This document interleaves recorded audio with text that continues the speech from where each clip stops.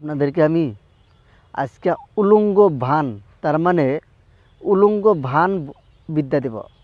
এই উলঙ্গ ভান বিদ্যাটা যদি আপনি কাজে লাগান তাহলে আপনি সেই উলঙ্গ ভানটা কাজে লাগাতে পারবেন।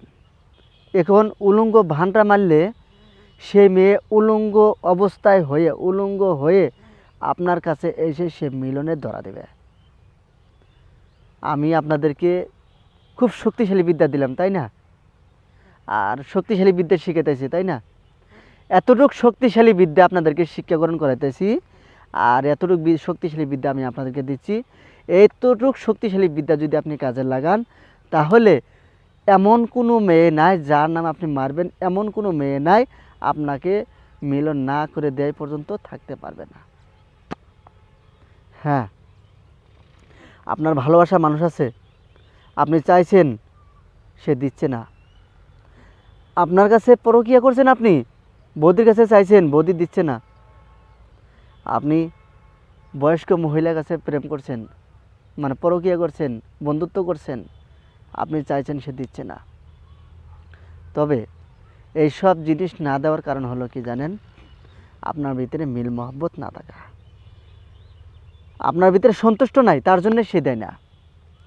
এখন সে মানে উপজাই দিবে, সে আপনাকে ডেকে দিবে, ডাইরেক্ট বলবে যে আমি তোমার সঙ্গে আমি মিলন করব, তোমার সঙ্গে আমি মানে যা করার দরকার সে করে দেবে, সে ডাকবে আপনাকে। আপনি যদি এরকম খোলা জায়গায় এরকম জায়গাতে যদি আপনি মন্ত্রের কাজে লাগান, উলঙ্গ অবস্থা হয়ে উলঙ্গ হয়ে আপনি যদি মন্ত্রটি কাজে লাগান তাহলে আপনি যখন কাজে লাগাবেন সাথে সাথে আপনার কাছে ফোন আসবে, সাথে সাথে ফোন আসবে আপনার, যে অমুক লোকটি বা অমুক মেয়ে বা অমুকই আপনাকে ফোন করছে, আপনাকে মিলন করার জন্য ডাকছে। আমি কিন্তু লেকচার মারছি না, আমার কাজে পরিচয়।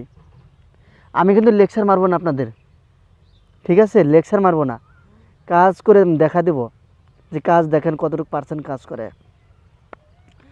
এতটুকু পরিমাণ আপনি কাজের রেজাল্ট দিব আপনি নিজেও কল্পনা করতে পারবেন না, যে আমার বিদ্যা দ্বারা, আমার মন্ত্র দ্বারা, আমার যন্ত্র দ্বারা, আমার টোটকা দ্বারাই, আমার সকল জিনিস দ্বারা আপনার কাজ করছে। এতটুকু আপনি নিজেও কল্পনা করতে পারবেন না।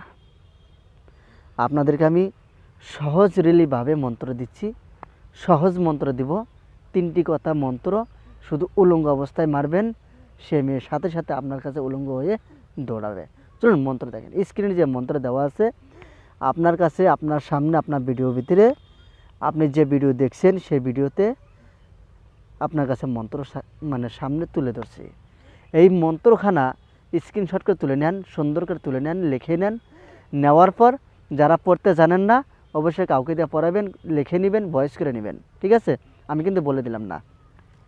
এখন আপনি এরকম জায়গায় যাবেন, ঠিক দুপুরবেলা যাবেন, ঠিক দুপুরে একদম 12টা, শনিবারের দিন, মঙ্গলবারের দিন, ঠিক দুপুর 12টা যাবেন। এরকম জায়গায়, খোলা জায়গায় যাবেন, কেউ যেন আপনাকে না দেখে।